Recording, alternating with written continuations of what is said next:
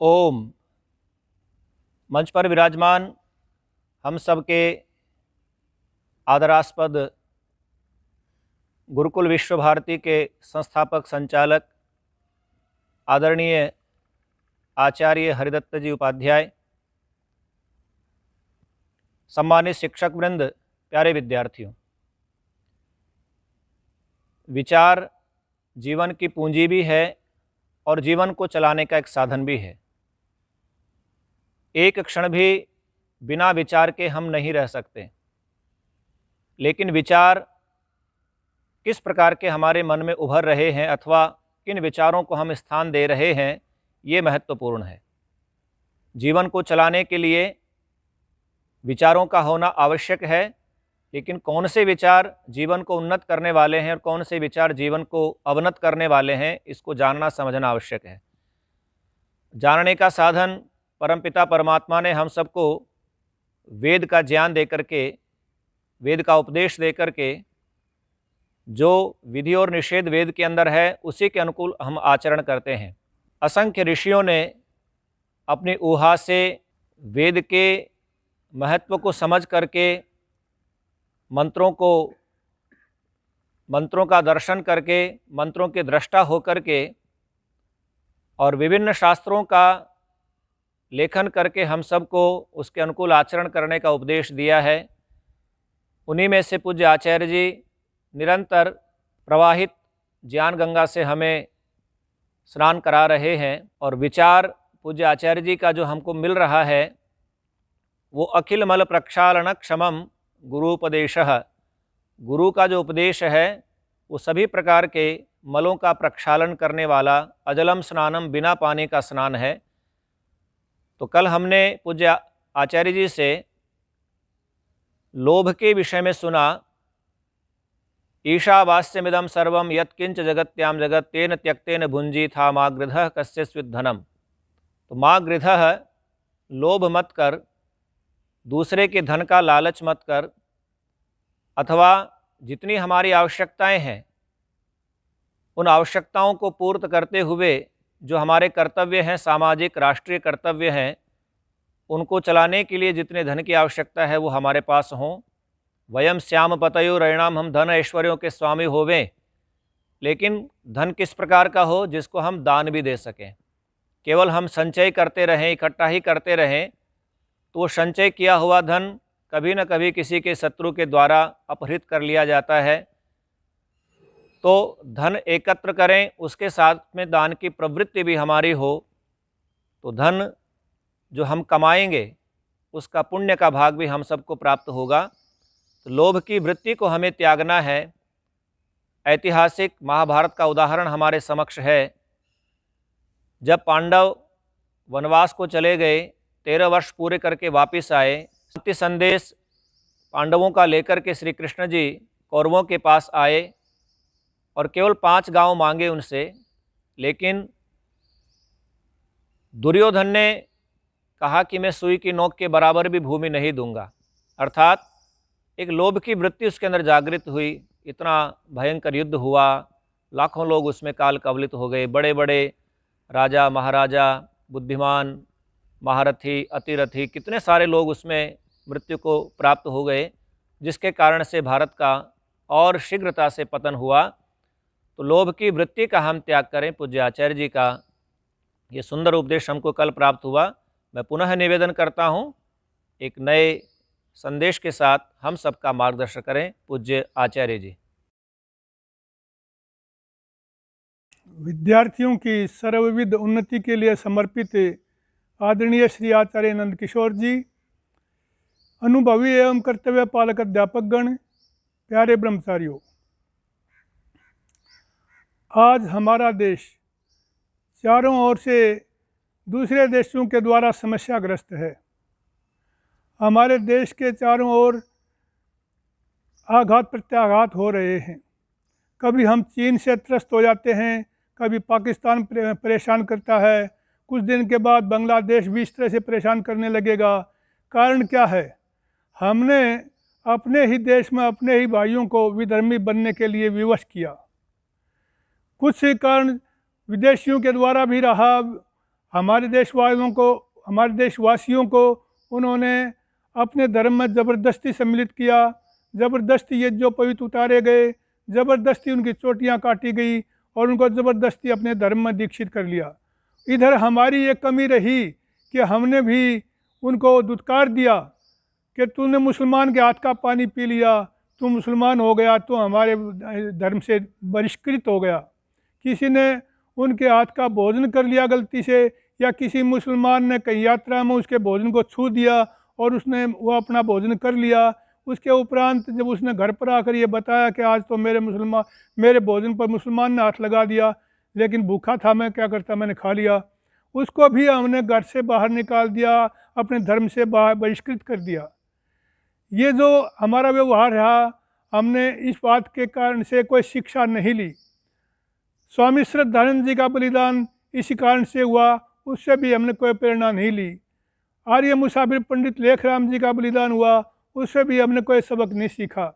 अब भी मेवात में कितने ही हमारे भाई मेव बन करके न मुसलमान हैं न हिंदू हैं, हमारे ही रीति रिवाज भी वो अपनाए हुए हैं, लेकिन फिर भी उनको हम अपना नहीं बना सकते, उनको अपने संस्कृति में, अपने धर्म में शामिल नहीं कर पा रहे।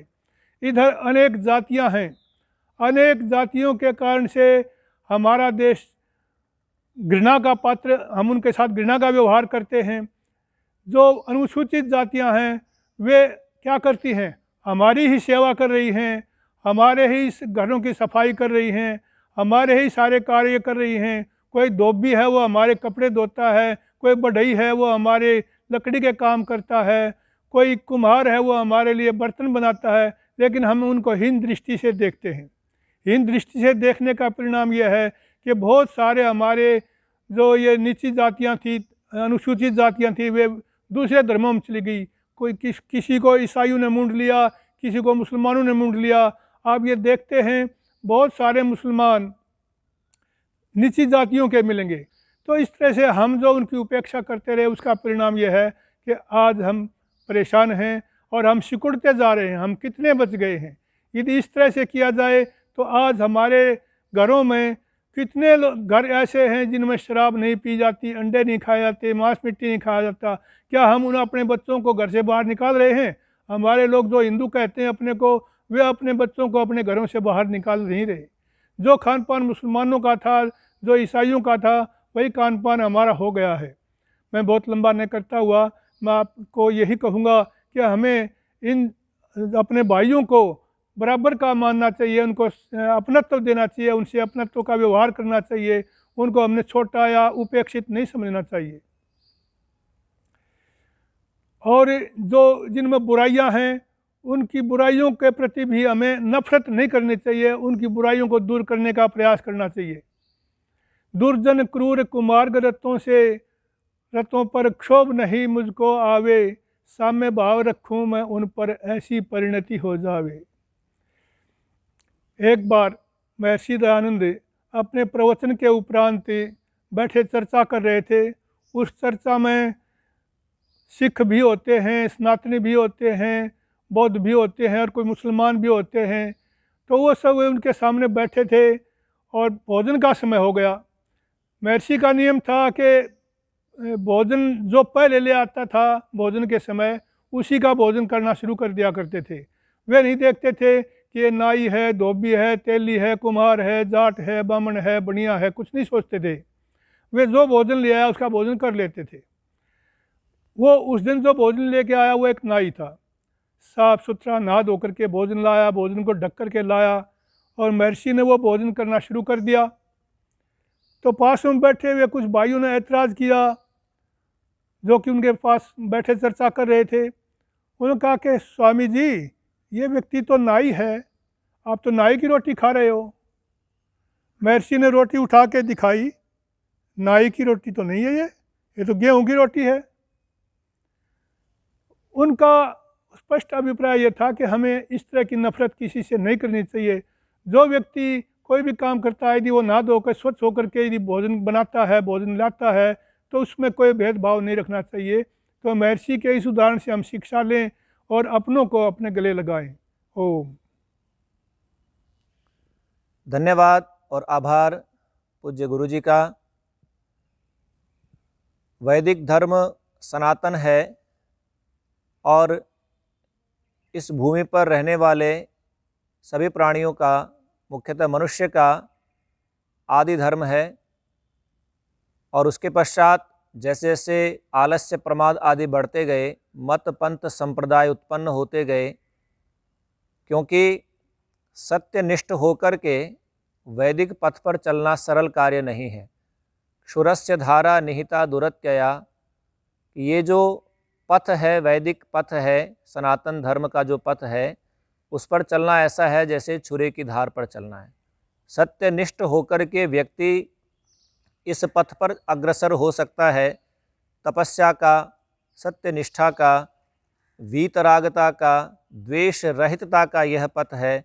इस पथ पर जो चल कर के आगे बढ़ेगा उसका जीवन गौरवशाली हो जाएगा, उसका जीवन मधुमय हो जाएगा।